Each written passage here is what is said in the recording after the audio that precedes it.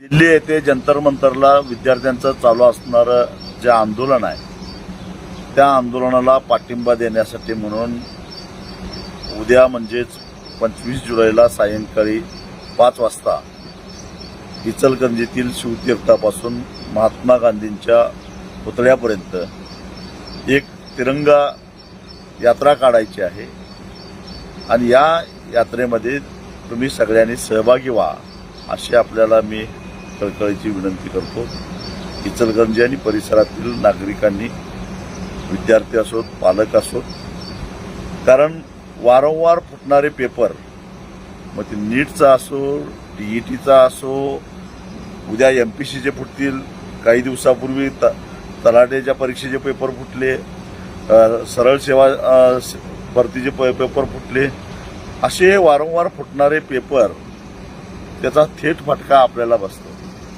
जे पैसेवाले आहेत ते पैसे खर्च करून पेपर विकत घेतात आणि आपली पोरं ज्यांची पात्रता नाही, लायकी नाही, ते कॉपी करून पुढे ढकलतात आणि वर्षभर आपली पोरं मेहनत करून सुद्धा स्पर्धेत टिकत नाहीत आणि त्यामुळं निराश होतात। नीटचा पेपर फुटल्यामुळं 21 पोरांनी आत्महत्या केली। हे चित्र चांगलं नाही। विद्यार्थ्यांना तर याचा राग आहेच, पण पालकांनी सुद्धा सजग होणं गरजेचं आहे, जागरूक होणं गरजेचं आहे। आणि म्हणून ही जी प्रवृत्ती आहे, ही जी सिस्टीम आहे, ही सिस्टीम तोडणं गरजेचं आहे आणि म्हणून पुन्हा कोणी पेपर फोडण्याचं धाडस करू नये। म्हणून यावेळी पेपर फुटीला जबाबदार असणाऱ्या प्रत्येकाला कडक शासन झालं पाहिजे आणि त्याची नैतिक जबाबदारी घेऊन पहिल्यांदा देशाच्या शिक्षण मंत्र्यांनी राजीनामा दिला पाहिजे, म्हणजे मग भविष्यामध्ये कुणी विद्यार्थ्यांचे पेपर फोडण्याचं धाडस सुद्धा करणार नाही। ही धडा, ही जरब बसवण्यासाठी म्हणून देशभरातले विद्यार्थी आज प्राणपणानं रस्त्यावर येऊन लढतायत।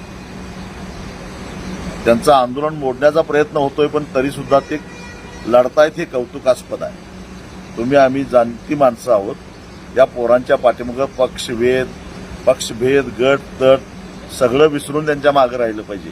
ही लढाई कुठल्या पक्षाची नाही, कुठल्या जातीची नाही, कुठल्या धर्माची नाही, ही लढाई आहे आपल्या विद्यार्थ्यांची आणि विद्यार्थ्यांना तळहाताच्या फोडाप्रमाणे वाढवणाऱ्या पालकांची आहे आणि म्हणून आपण सगळ्यांनी त्याच्यामध्ये सहभागी व्हायचं आहे। मी उद्या 5 वाजता शिवतीर्थावर इचलकरंजीला येणार आहे। तुम्ही सगळ्यांनी या अशी कळकळीची विनंती।